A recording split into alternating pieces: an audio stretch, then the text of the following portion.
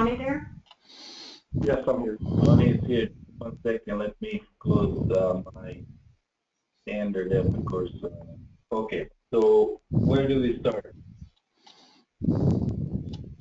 Yep. Let's go to financial management. You see my screen? Yep. Yes. Accounts receivable. Okay. Set up. Tax product category from the list on the right. Tax product category. And let's search to see what's out there since you're using the training database.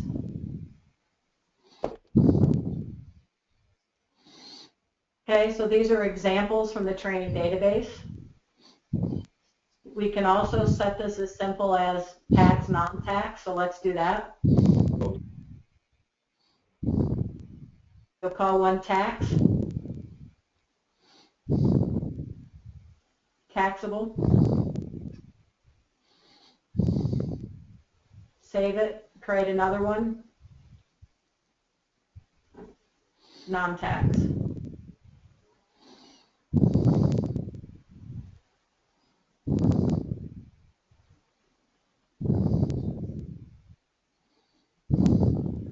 Do I need to change any of these? No. Okay. Exit from here. And now go to tax type.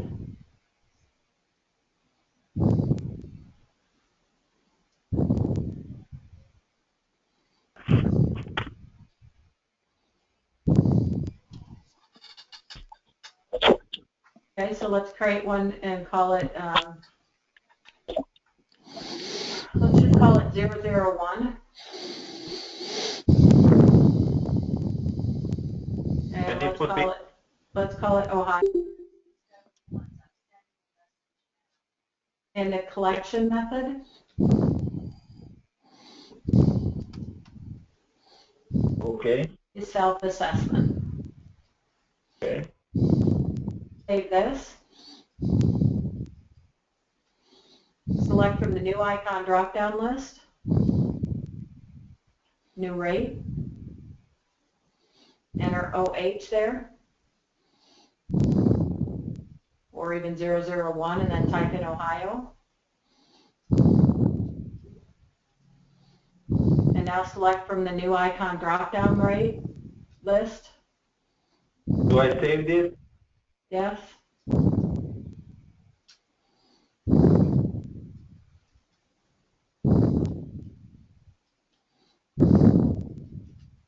Just select refresh.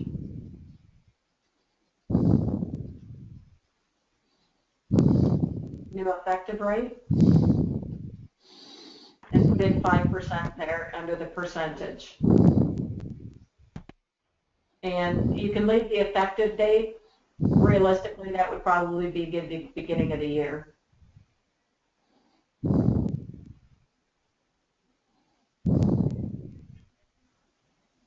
Okay. Okay. Save this.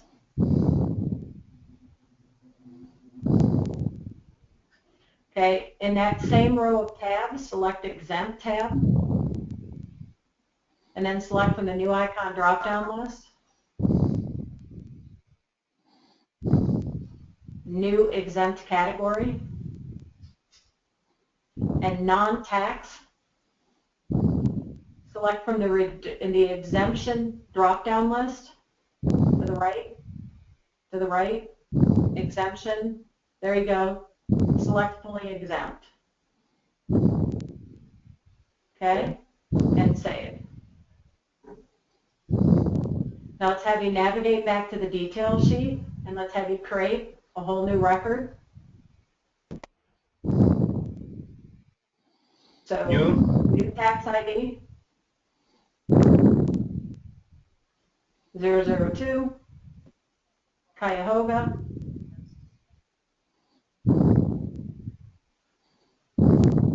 self-assess, good, new rate,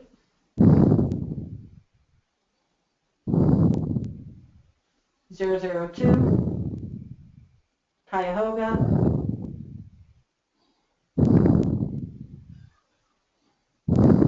Good. New effective rate, 2%. Good. New exempt.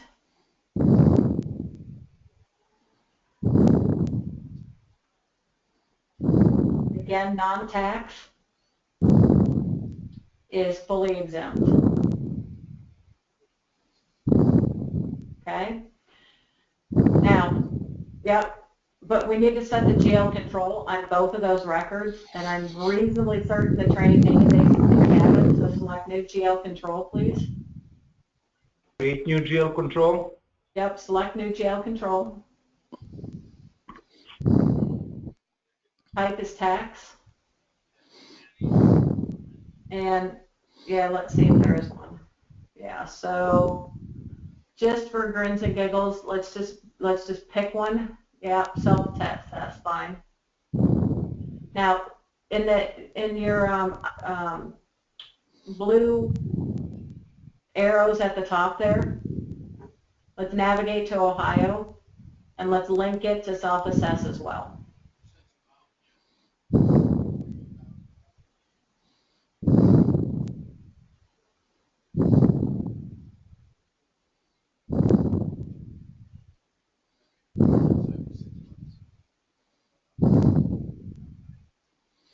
Okay. And Tony, all this is doing is establishing where that GL is going to get posted for the calculating that liability. All right. Correct. That's correct. That's establishing the account numbers, or number in this case, because it's just going to hit a liability. So let's exit from tax type. And now you go to tax liability. And now create 003. Okay, and we're going to call this Cuyahoga, Ohio.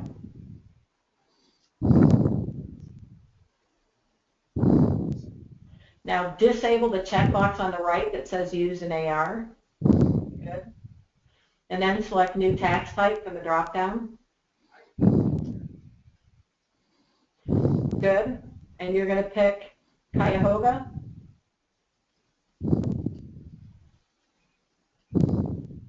And you're going to hit enter. Enter. And you're also going to pick Ohio.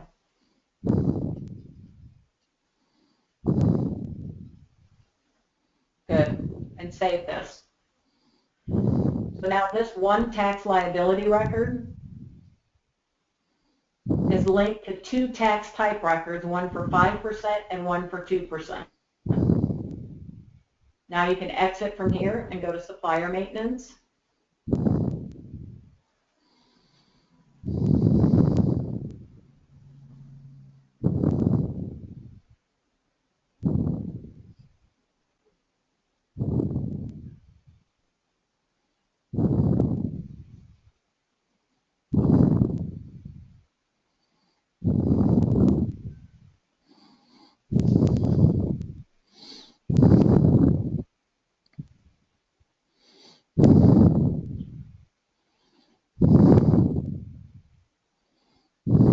Perfect.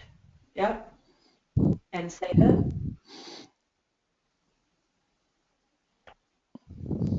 Good. Is the tax authority, hold on, is the tax authority the location where the taxes are paid? No, the tax authority is only used if you have Avalara. Okay. If we have what? Avalara. So Why that's, do we have that when we have ERP? Avalara is a third-party tax software that Epicor sells. Right. they dynamically, I'm sure, keep up with all the tax rates. Correct. Correct. Oh, that's cool. Yeah, if you do a lot of tax for those usually customers that are retail based or those companies that do a lot with tax, will generally get into Avalara tax. Okay, so let's exit supplier maintenance, Sasha. Okay. And let's have you go to materials management, purchase management, PO entry.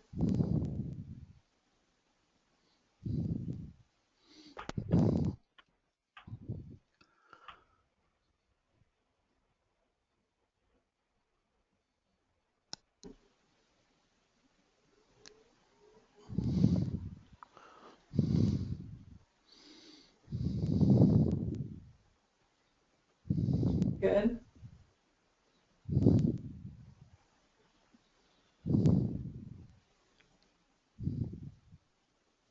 Okay, and then here we're gonna select the part. You know what? Yeah, let's select one part. Let's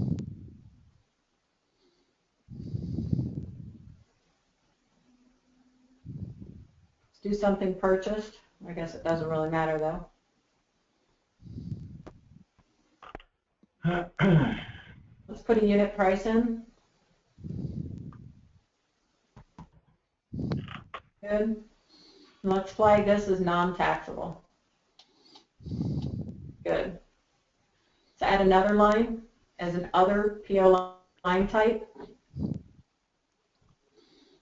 As an other PO line type. Good. And just type in gloves.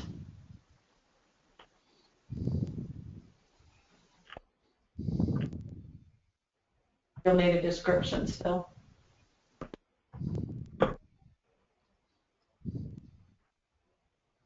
Good. And we're going to leave this as taxable. Okay. Save. Good. So our PO is 4201. Let's go receive our PO.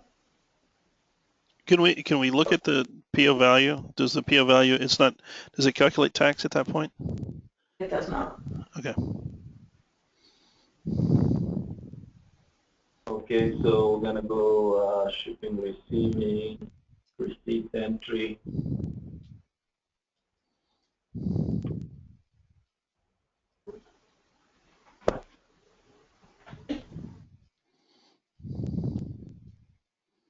Uh,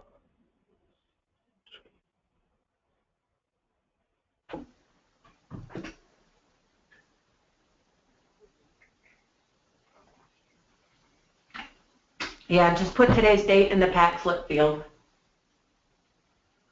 Up, straight up, where it says pack slip. yeah, okay, 1 second. So,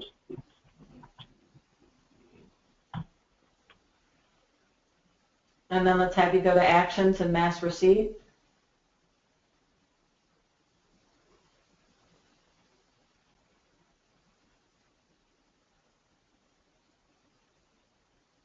Get all. Receive all. Process. And then close.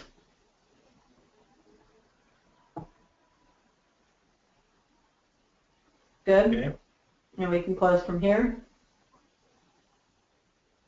And let's go to accounts payable. okay, Yep, invoice entry.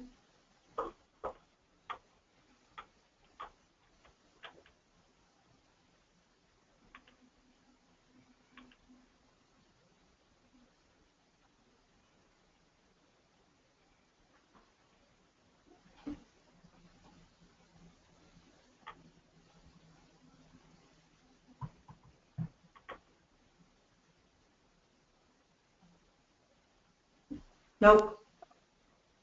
Nope.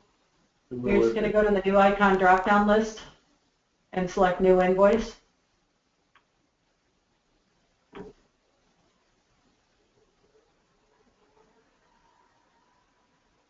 Good, 4201 is PO. Now from the, put in an invoice number. 123. Yep, today's date. Good, let's save. And then from the new icon drop-down list, you're going to select new receipt line.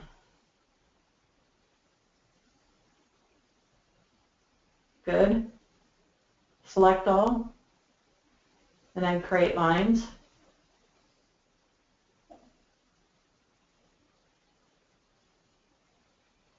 Okay. Okay, now navigate to the line sheet. Okay, now on the left side underneath the part number, down, down, down, bottom left, keep going, see tax category?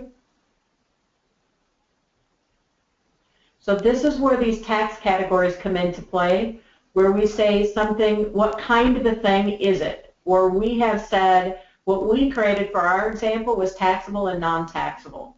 So this first thing was gloves, which is non-taxable. No, this is actually not gloves. This is the other part. Oh, sorry, this is the inventory, right? So it's non-taxable. Now, the fact that it says tax exempt, I think that came from the supplier and we might have missed it, but we should take that out. Anything that shows in that field there is going to make it tax exempt. So now select from your tax category and select non-tax. Non-tax. There you go. And save it. And then line 2, select taxable. And save it. And then navigate to your header sheet. And yep, to the tax. And let's go to actions. Nope, sorry, new. Yep.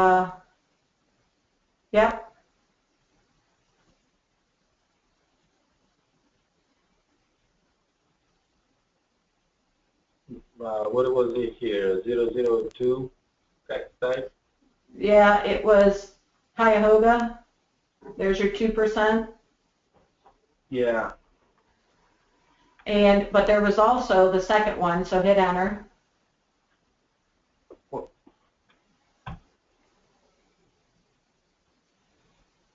Ohio.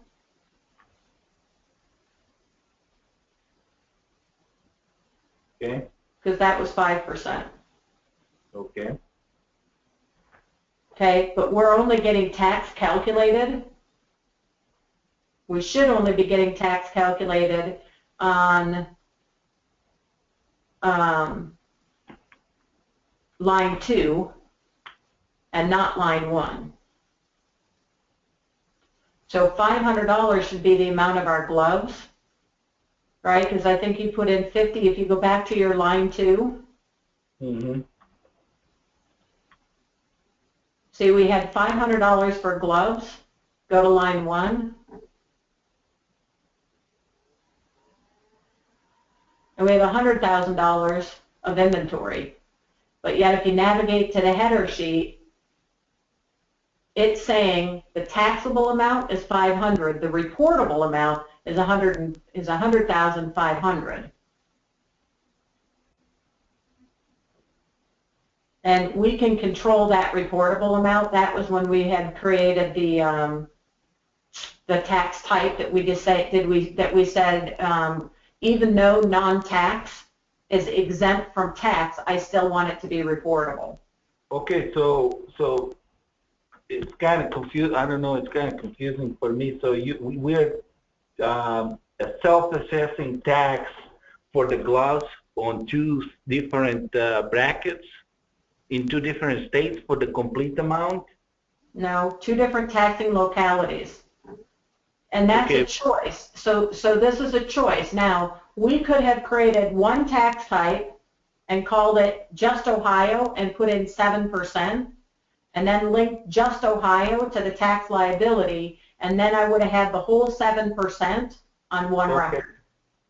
Okay, but the way I understand here, I don't know, Tony, is we're self-assessing tax on the same $500 throughout.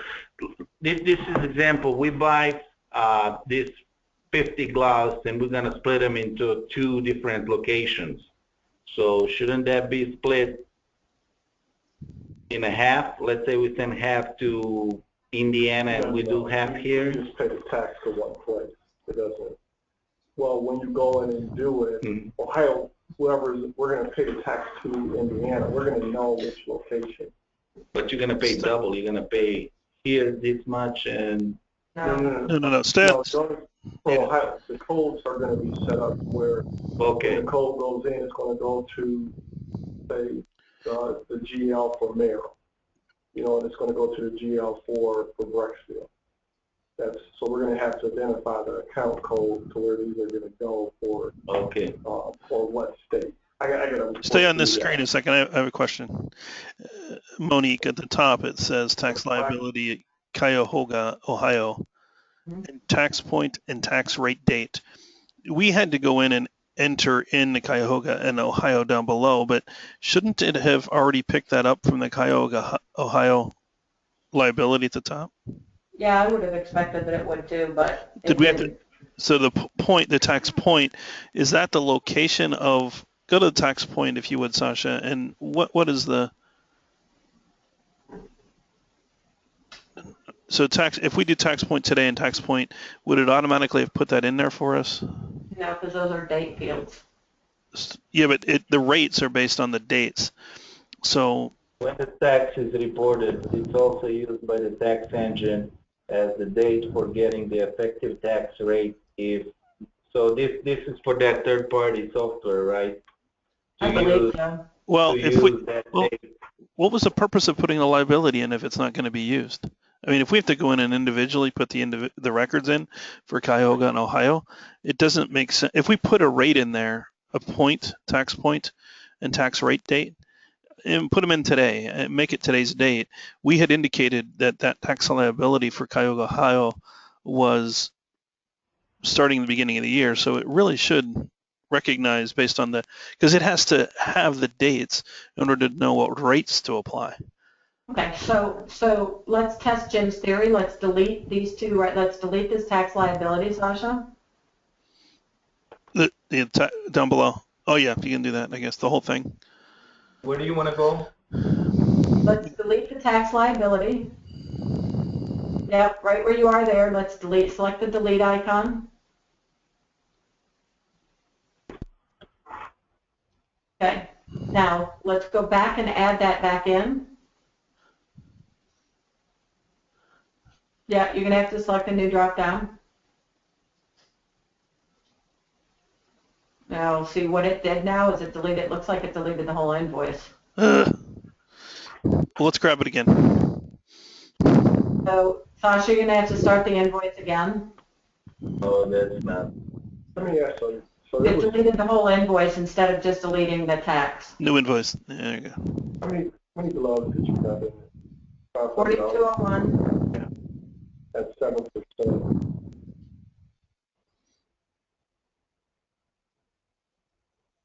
Stick some invoice number in there. You need an invoice number up right above the date. 2 above the date. There you go. Good. Save it, and then new receipt line. New receipt line. Up. Good. Select all in the middle. Create lines.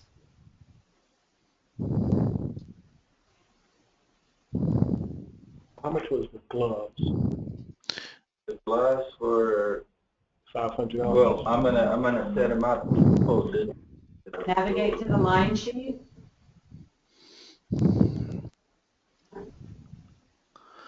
$500. I'm selecting here non-tax. Gloves Taxable. are taxable or gloves. Oh, taxable, yeah. And line 1 is non-tax. Yep, it's already set.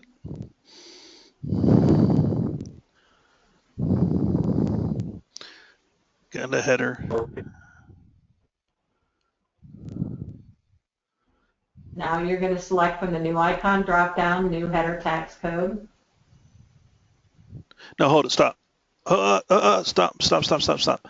See how it says Cuyahoga, Ohio? It's already picked that up. Mm-hmm. Remember we put that in before.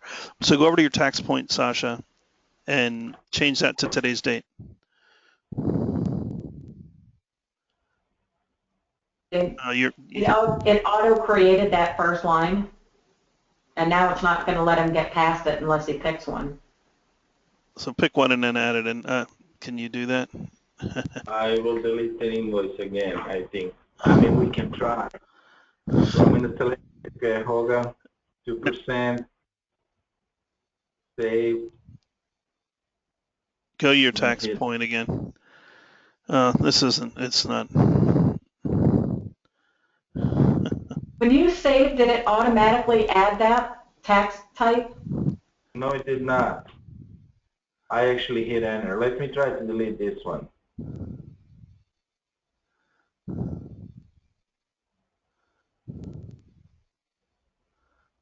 No.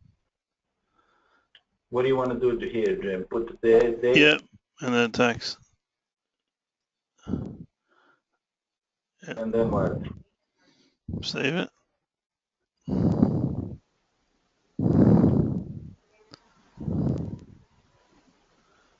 Okay, hit refresh there, see what it. You see what I'm trying to do, guys? I mean, the tax liability is associated with the two individual tax types. Yep. I do see where you're going with it, but I hear you, it should be automatically coming in, but I honestly haven't ever seen it come in. And it could be a point that I've missed. Because to me, you got the AP people. I mean, are they going to know? I mean, how are they going to know that the only two tax types that you should be fooling with are Cuyahoga and Ohio, which are associated with the liability, Cuyahoga, Ohio? You see, to me, it doesn't. Because now I could pick any tax type I want below, but that doesn't. Try that. Try picking a different tax type. Here? Add another one, hit enter. And add another one, and this time pick, Minnesota. Ooh, that's ugly. Now save it. You can enter whatever you want here. Yeah. Not tax the whole amount for Minnesota. Yeah. Well, because remember, we just created the tax categories for non-tax and taxable, and it's not in there, whether anybody catches that or not, right? The part that is kind of nebulous for people to get is that when we created the tax category of tax and non-tax, when we created the tax types for Ohio and Cuyahoga, we said non-tax is fully exempt. See, if we hadn't said anything, if we hadn't put any exemption in there, it wouldn't have mattered. Both non-tax and taxable would have still calculated tax. Is AP, so AP has to, for every invoice, do Monique? No, only the ones. Remember, you were going to write the logic that was going to pass into the line items to say whether it was taxable or non-taxable. So only if the tax category is taxable would they have to do this. So if it, okay, so will this automatically pop up? No. If it's taxable, they would have to manually select this, right? Right. It was automatic. If any of the line items were taxable, then they had to manually select new header tax. Mm-hmm. And then once they selected new header tax, it went and got the tax liability records, but it didn't bring up the tax type. Sounds like a lot of work. Okay, so let me ask you. So I got a vendor that, let's say it's Acme. It's Acme, and I buy from Acme gloves. And I go in and I set this vendor up, and I select that Acme is tied to this, tax liability or category, whatever you want to call it. say Cuyahoga, they're in Cuyahoga, we're Ohio, so 7% total. So every purchase that is made by them should have a 7% use tax. Are you saying that every time that they get an Acme invoice, they got to come to this screen and do this? Mm-hmm. Yeah, we Yes, can't do this. that's what I'm saying. They get thousands of invoices coming in. They can't have them do this. I'm slowing them down. I'm actually do the manual offline method, which is grab all the AP and figure out what the tax liability is. I guess I'm shocked because I would think because the system has all the information and we're going through the process of putting in the tax. Should be able to auto sign how that. come it can't just grab it or do some, okay, here's this, you should have this, you don't. I guess I'm a little caught off guard.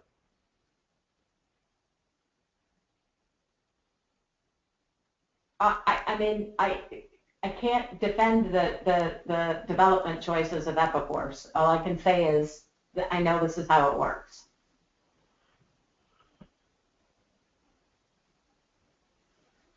The best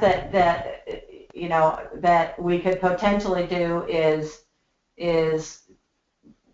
figure why or get it to automatically populate the two tax categories, or at least the one, because chances are pretty good if I were you, I wouldn't set up two tax types in that tax liability record. I'd set up one.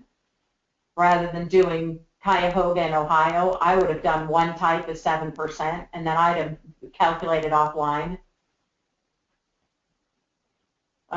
the fact that Cuyahoga got 2% and Ohio got 5%. That's how most clients do it, rather than have two tax types. Yeah, but my concern is I've got I know one, maybe two people that are doing AP, and I mean, again, I don't think I'm exaggerating here. They could get 100+ invoices in, and they've got to do this for every invoice. Whether I combine them or not, that's still 100 entries. Well, let's back up, because if they get 1,000 invoices, how many of the 1,000 are likely to have one or more of the lines flagged as taxable? No, I said 100. So 100 out of 1,000, they are taxable. We have a lot, probably, I think. Oh, I think 100 is, I'm being too conservative. My point is this, Monique, that I'm asking them now to take another step that I still haven't, and I'm not questioning you on Epicor at all. I'm sitting up here, I'm stepping back, and I'm saying I've got a process that is transactional based, and I don't want to slow them down any more than they already are. And I've got another process that I was hoping that we wouldn't have to use, which is I go grab my AP transactions instead of doing this. And pay that way. If you follow that, Tony, which you could choose to do, and still have the same logic on the purchase order, and still feed that into your AP lines, and then use that as the basis to create a report that says this line is taxable and this line is non-taxable. And because the supplier is linked to a tax liability record, then you can still do something to have Sasha do a dashboard. I think that's the better solution, where I can put up a dashboard based on the state or zip code, and then add that taxable checkbox to it. Before you say yes, so are you saying, Monique, okay, I have all these vendors, we've got their invoices, we've paid them, whatever, and because we've gone and done this upfront work that we talked about before, identifying the category and type, the liability, we could potentially run a report that will grab all of those, segregate them, have that type next to it, and I can just run that report. You got it. I'd rather do that. I'd rather on the front side we do this, have the people do this, and then we run a report. I mean, I'm just looking at if I forget who it is. Who is it, Kathy Richter, Jim? Or who's the AP? It is Kathy. Yeah, so I just can't imagine having Kathy sit there and, even if it's 50 times a day, going through this, if I can do something on a more, I still use the system, which is still good because I'm still using the system on the PO side. I'm still using the category to type in the liability. So I'm still using my system, and I am making it easier. The only thing is I've got to develop this report for my IT. Yeah, I mean, here's the you've got to know though that they did pay taxes on some of them. Right. You're right, Jim, and I was thinking the same thing. So you're going to have to include the miscellaneous charge. You do, and it has to be consistent. So you have to know, like if I'm doing Cuyahoga and Ohio, and I have to know which miscellaneous charges were Cuyahoga and Ohio taxes in order to match up what I should have paid. So there's still a little bit of you still have to code it somehow. But we all need to talk about, Jim, right now. If I know where we bought that from, what state, and we can tie this to it, because remember, you're tying. If you set this, okay, I'm just thinking off the top of my head. If I set this report up, right, it's by vendor. Yeah. It's going to have the type code that I put in there.